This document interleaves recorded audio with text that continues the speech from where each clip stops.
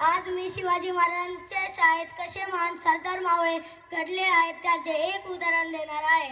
मित्रांनो, शिवाजी महाराजांचा एक खास गुण होता.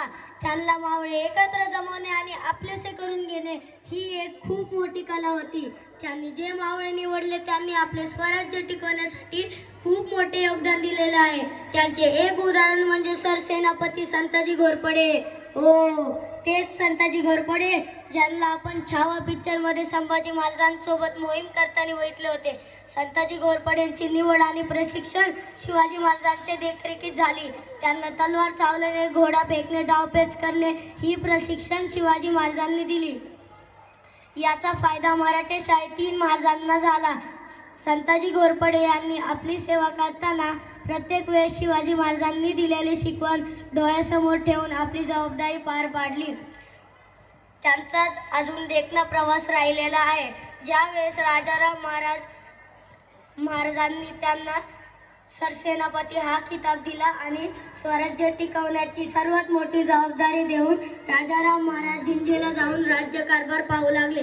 मित्रांनो, सरसेनापती यांच्याबद्दल काही ठिकाणी असे सांगितले जायचे, ज्यावेळेस शत्रूंची घोडी पाणी पित नसत त्यावेळेस शत्रूंना असे वाटायचे घोड्यांनी पाणी पिताना संताजी घोरपडेंना पाहिले आहे, त्यामुळे ते घाबरून पाणी पित नाही, असा त्यांचा पराक्रम होता.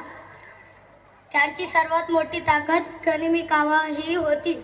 त्यांनी आपल्या साधारण 30,000 सैन्याच्या मदतीने 5 लाख सैन्य असणाऱ्या औरंगजेबाला नुसता लढा दिला नाही तर भरपूर ठिकाणी हरवले सुद्धा.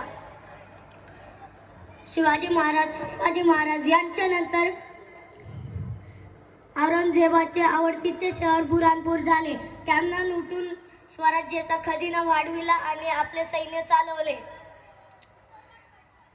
एकटे सरसेनापती यांनी मुघलांच्या सरदारांना सळो की पळो करून सोडले.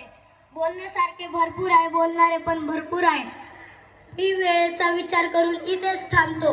जय भवानी, जय शिवाजी, जय भवानी, जय शिवाजी. धन्यवाद.